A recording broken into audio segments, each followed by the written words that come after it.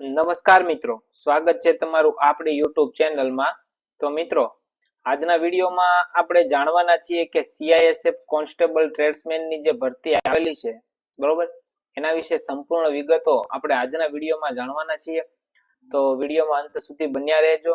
એમાં આજના વિડીયોમાં આપણે જાણીશું કે CISF કોન્સ્ટેબલ ટ્રેડ્સમેનની જે ભરતી છે એમાં કેટલી જગ્યાઓ ખાલી છે, અરજી કઈ રીતે કરવાની છે, ત્યારબાદ કઈ કઈ પોસ્ટ ઉપર અલગ અલગ જગ્યા છે, પગાર કેટલો છે, લાયકાત કેટલી છે, કોણ ફોર્મ ભરી શકે, કોણ ફોર્મ નહીં ભરી શકે, આ તમામ માહિતી આપણે આજના વિડીયોમાં જાણવાના છીએ। તો મિત્રો, વિડીયોમાં અંત સુધી બન્યા રહેજો। વિડીયો ગમતો હોય તો ચેનલને સબસ્ક્રાઇબ કરી નાખજો, વિડીયો લાઈક કરી નાખજો અને કમેન્ટ કરવાનું ભૂલતા નહીં। તો ચાલો મિત્રો, આજના વિડીયોની શરૂઆત કરીએ। તો મિત્રો, સૌપ્રથમ તો આપણે જો જોવા જઈએ તો જે CISF કોન્સ્ટેબલની જે ભરતી છે, બરોબર, CISF ટ્રેડ્સમેન જે કોન્સ્ટેબલ કહેવાય, ટ્રેડ્સમેન કહેવાય, બધું એક જ છે। એની ભરતી મિત્રો છે ને 2025 ની બહાર પડી ગઈ છે, બરોબર। 2025 ની ભરતી બહાર પડી ગઈ છે। ટોટલ જગ્યા છે 1161 જગ્યા, તમે અહીંયા જોઈ શકો છો, બરોબર। 1161 જગ્યા ખાલી છે। છેલ્લી તારીખ કઈ છે એ આપણે આજના વિડીયોમાં જાણીશું। તો ચાલો મિત્રો, આજના વિડીયોની શરૂઆત કરીએ। તો સૌપ્રથમ તો મિત્રો આપણે અહીંયા જાણી લઈએ કે સેન્ટ્રલ ઇન્ડસ્ટ્રીયલ સિક્યોરિટી ફોર્સ એટલે કે CISF એ કોન્સ્ટેબલ ટ્રેડ્સમેનની ભરતી માટે ટૂંકી સૂચના બહાર પાડી છે।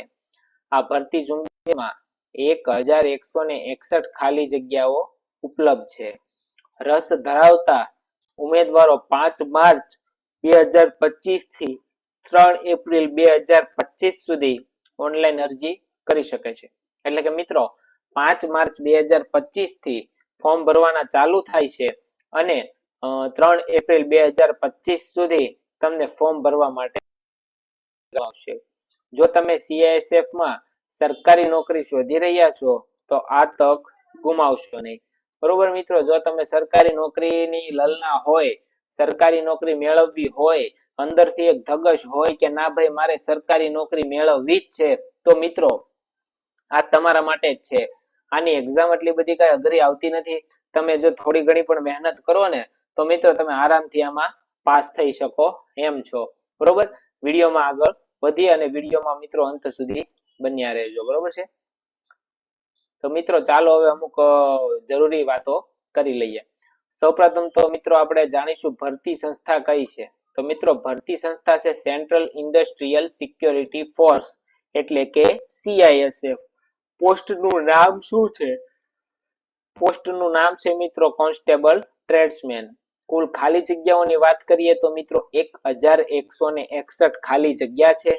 એપ્લિકેશન મોડ ઓનલાઈન છે કે ઓફલાઈન? તો કે મિત્રો ફક્ત ને ફક્ત ઓનલાઈન મોડ સ્વીકારવામાં આવે છે, ઓફલાઈન મોડ છે નહીં। અરજી શરૂ થવાની તારીખ, અરજી શરૂ થવાની તારીખ મિત્રો 5 માર્ચ 2025 છે।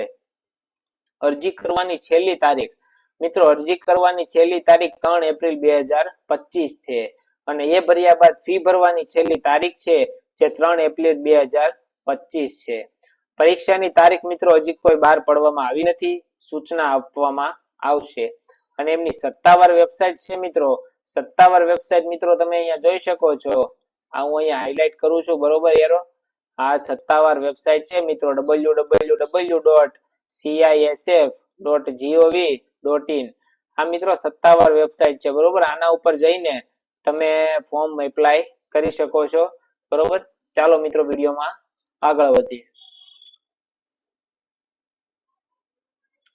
તો મિત્રો જે ટ્રેડ્સમેનની જે ભરતી છે ને એમાં આપણે જો વાત કરીએ ને કે કોની કેટલી જગ્યા ખાલી છે, તો મિત્રો રસોઈ બનાવવાનું જે ટ્રેડ્સમેન છે ને એમાં 400 પુરુષની જગ્યા છે અને 44 સ્ત્રીની જગ્યા છે, બરોબર। પછી મોચીમાં જોવા જઈએ ને તો મિત્રો 7 પુરુષની જગ્યા છે, 1 સ્ત્રીની જગ્યા છે। આવી રીતે મિત્રો તમામ વસ્તુ તમે અહીંયા જોઈ શકો છો। દરજી માટે 19 અને 2 છે, હું ટૂંકમાં વિડીયો પતાવીશ।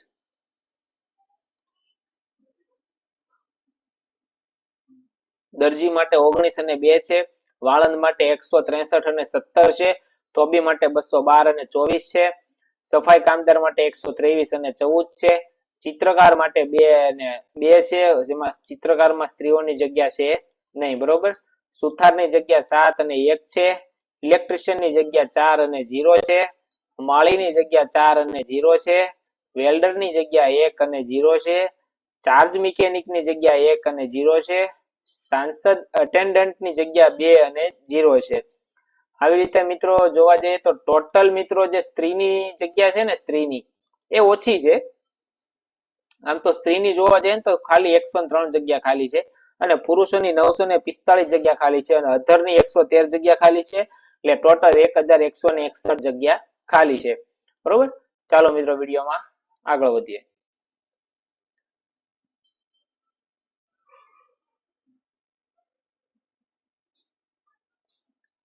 હવે મિત્રો વાત કરીએ કે પાત્રતા માપદંડ એટલે કે ક્વોલિફિકેશન શું છે. તો ક્વોલિફિકેશન જોવા માટે મિત્રો જે ટ્રેડ્સમેન છે ને, પદ માટે અરજી કરવા માટે નીચેના માપદંડોને પૂર્ણ કરવા આવશ્યક છે, બરોબર. સૌપ્રથમ આપણે શૈક્ષણિક લાયકાતની વાત કરીએ ને, તો શૈક્ષણિક લાયકાતમાં ભારતમાં માન્ય બોર્ડમાંથી મેટ્રિક્યુલેશન એટલે કે 10મું પાસ હોવું જોઈએ. કુશળ વેપાર, દાખલા તરીકે દરજી છે, મોચી છે વગેરે સંબંધિત વેપારમાં આઈટીઆઈ નું પ્રમાણપત્ર જરૂરી છે. ધારો કે મિત્રો તમે ઇલેક્ટ્રિક નું કામ કરો છો, ઇલેક્ટ્રિશિયન છો, તો તમારી પાસે આઈટીઆઈ નું પ્રમાણપત્ર હોવું જરૂરી છે. મોચી હો તો એનું પ્રમાણપત્ર હોવું જરૂરી છે.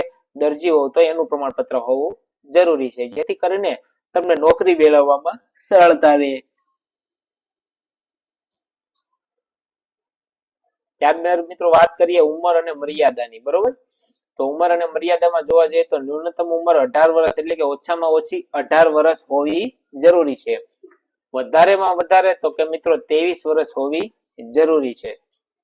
વધારેમાં વધારે 23 વર્ષ હોવી જરૂરી છે. આનાથી વધારે હશે તો તમે ફોર્મમાં એપ્લાય કરી શકવાના નથી, બરોબર. ઉંમરમાં છૂટછાટ આપી છે કે નહીં આપણે ઓફિશિયલ નોટિફિકેશનમાં જોવાનું રહેશે.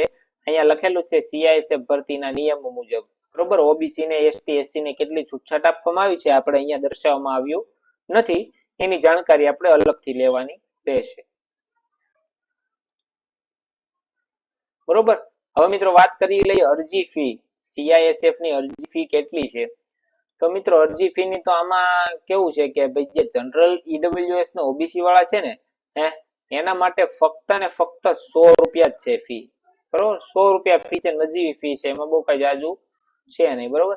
ત્યારબાદ એસસી અને એસટી જે છે ને, એના લોકો માટે કોઈ ફી નથી, એટલે કે 0 છે, બરોબર. ત્યારબાદ જે તમારો ચુકવણી મોડ, પેમેન્ટ નો ચુકવણી મોડ રહેવાનો છે ને, એ મિત્રો ઓનલાઈન રહેવાનું છે, બરોબર. એટલે ઓબીસી વાળાને 100 રૂપિયા ફી છે, એસસી અને એસટી વાળાને કોઈ પણ પ્રકારની ફી નથી. એ લોકોને 1 પણ રૂપિયો ભરવાનો નથી, બરોબર. સમજાય કે વાત હતી, બરોબર. ચાલો હવે મિત્રો આપણે વાત કરીએ પગાર વિગતો. પગાર ઉપર આધાર રાખીએ, પગાર, બરોબર. તો પગારમાં મિત્રો એવું છે કે અહીંયા કોઈ પણ પગાર આપણને દેખાડવામાં આવ્યો નથી. એના માટે આપણે ઓફિશિયલ નોટિફિકેશન વાંચવી પડશે, બરોબર. એના સીઆઈએસએફ ના ધારાધોરણો એટલે કે 19,000 પગાર પંચ પ્રમાણે, બરોબર. હમણાં 8મું પગાર પંચ વારું પડશે એટલે તમને એ પ્રમાણે પગાર મળશે. તો મિત્રો એમાં શારીરિક કસોટી આપવી પડે છે, તો ચાલો એના વિશે થોડીક માહિતી લઈએ. શારીરિક કસોટી આપવી પડે છે એટલે કે પીએચટી, બરોબર. એમાં મિત્રો જોવા જઈએ ને તો જનરલ, એસસી, ઈડબ્લ્યુએસ ને ઓબીસી, બરોબર. આટલા લોકો હોય ને, એને ઊંચાઈ છે ને 170 સેન્ટીમીટર હોવી જોઈએ, અને છાતી 80 થી 85 સેન્ટીમીટર હોવી જરૂરી છે. ત્યારબાદ વાત કરીએ ગોરખા અને અન્ય શ્રેણીઓ, બરોબર. એટલે કે જનરલ, એસસી, ઈડબ્લ્યુએસ અને ઓબીસી સિવાયના જે લોકો છે ને, એમને મિત્રો ઊંચાઈ 165 અને છાતી 78 થી 83 સેન્ટીમીટર હોવી જરૂરી છે. અને ત્યારબાદ જોઈએ તો અનુસૂચિત જનજાતિના ઉમેદવારો છે, એમના માટે જે ઊંચાઈ છે એ 162.5 સેન્ટીમીટર અને છાતી છે 76 થી 81 સેન્ટીમીટર હોવી જરૂરી છે. ત્યારબાદ મિત્રો વાત કરીએ ને તો શારીરિક કાર્યક્ષમતા કસોટી, પેટ, એટલે કે દોડની એક્ઝામ પણ તમારે એક જ દેવાની છે. ગભરાવાની જરૂર બિલકુલ નથી મિત્રો. આ એક્ઝામમાં કોન્સ્ટેબલની જેમ, પોલીસ કોન્સ્ટેબલની જેમ 5 કિલોમીટર તમારે નથી દોડવાનું. તમારે આસાનીથી રમતા તમે આરામથી દોડી જજો, કારણ કે દોડવાનું પણ ઓછું છે અને સમય પણ ઝાઝો છે, બરાબર. તો ચાલો મિત્રો વાત કરીએ શારીરિક કાર્યક્ષમતા કસોટી ઉપર. તો મિત્રો એમાં દોડ છે ને 6 મિનિટ અને 30 સેકન્ડમાં પૂરી કરવાની હોય છે અને એ તમારે 1.6 કિલોમીટર દોડવાનું આવે છે, બરાબર. તો આટલું તો મિત્રો તમે આરામથી દોડી જ જજો, આમાં કંઈ ગભરાવાની જરૂર છે નહીં, બરાબર. કારણ કે પહેલાંમાં 5 કિલોમીટર દોડવામાં તકલીફ પડે, આમાં નહીં પડે. ત્યારબાદ મિત્રો વાત કરીએ ને તો પસંદગી પ્રક્રિયા CISF ભરતી 2025ની પસંદગી પ્રક્રિયા શેના આધારે થશે એના વિશે વાત કરી લઈએ. તો મિત્રો સૌપ્રથમ તો છે કે શારીરિક કાર્યક્ષમતા કસોટી પેટ, બરાબર.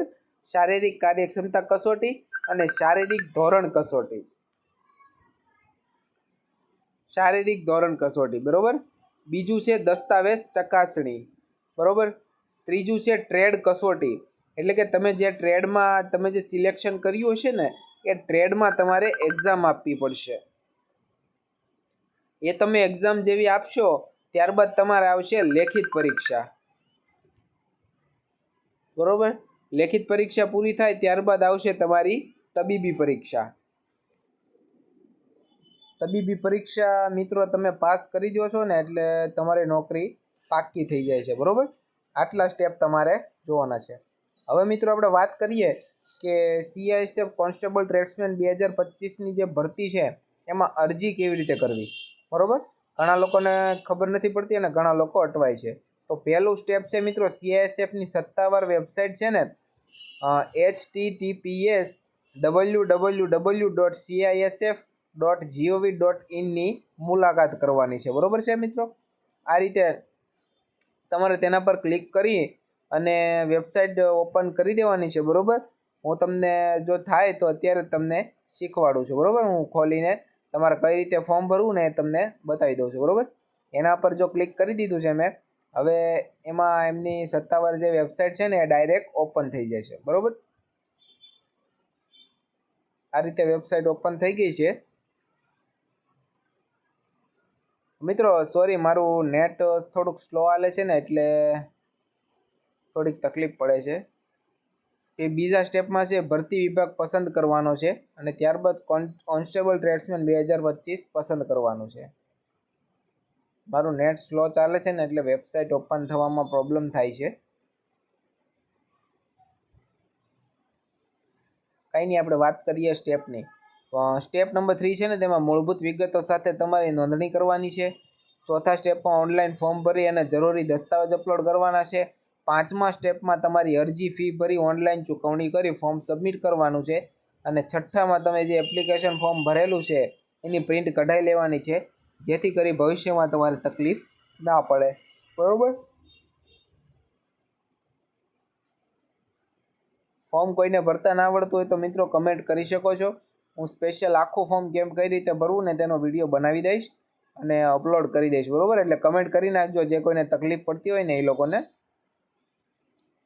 અહીંયા પણ જો કે લિંક આપેલી છે ઓનલાઈન અરજી કરવા માટેની લિંક છે, નોંધણી અને લોગિન, સત્તાવાર સૂચનાની લિંક છે, વોટ્સએપમાં જોડાવાની લિંક છે, ટેલિગ્રામમાં જોડાવાની લિંક છે અને સંપર્ક નથી, બરાબર.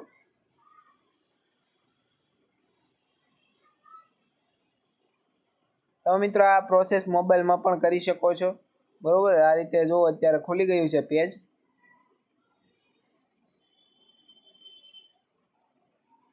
મિત્રો અત્યારે અહીંયા વર્ક નથી થઈ શકતું, બરાબર છે. નેટ સ્લો ચાલે છે કે સર્વર સ્લો છે મને ખબર નથી, પણ હું તમને વિડીયો પસંદ આવ્યો હોય તો લાઈક કરી દેજો. ફોર્મ ના ભરાતું હોય ને તો મને એક કમેન્ટ કરી દેજો. હું ફોર્મ બનાવવા માટે ફરીથી એક પ્રયાસ કરીશ અને નવો વિડીયો બનાવી આપીશ, બરાબર છે. તમારે જરાક પણ ટેન્શન લેવાની જરૂર છે નહીં. અલગ અલગ વિગતો અહીંયા દેખાડવામાં આવી રહી છે અને તમારે ભરી દેવાની છે. વેબસાઇટ બરોબર કામ નથી કરી રહી એવું દેખાય છે. અહીંયા નામ ને એવું બધું માંગે છે. પિતાનું નામ, માતાનું નામ, confirm father's name, confirm mother's name બધું તમારે એડ કરી દેવાનું છે. અહીંયા પછી ત્યારબાદ તમારી DOB માંગે છે, એટલે કે જન્મ તારીખ માંગે છે. જન્મ તારીખ પણ તમારે એડ કરી દેવાની છે, બરાબર. ત્યારબાદ તમારું મેલ ફિમેલ સિલેક્ટ કરી લેવાનું છે, જે કાંઈ હોય એ ડબલ વાર સિલેક્ટ કરવાનું છે. ત્યારબાદ અહીંયા જે કોડ છે એ કેપ્ચા કોડ અહીંયા એડ કરી દેવાનો છે. ત્યારબાદ સબમિટ ઉપર તમારે ક્લિક કરી દેવાનું છે. ત્યારબાદ જે આગળની પ્રોસેસ હોય છે તમારે ડોક્યુમેન્ટ અપલોડ કરવાની એ તમારે જાતે પૂરી કરવાની છે, બરાબર. કોઈ પણ લોકો ક્યાંય પણ અટવાય તો મને કમેન્ટ કરીને જણાવજો. હું તમને સ્પેશિયલ ફોર્મ ભરવાનો એક મહત્ત્વનો વિડીયો તમારી સમક્ષ મૂકી દઈશ, બરાબર. તમે જોઈને તમારું સંપૂર્ણ ફોર્મ ભરી શકો છો. વિડીયો ગમે હોય તો લાઇક કરજો, શેર કરજો, ચેનલ સબસ્ક્રાઈબ કરવાનું ભૂલતા નહીં અને અન્ય મિત્રોમાં શેર કરી દેજો. ધન્યવાદ.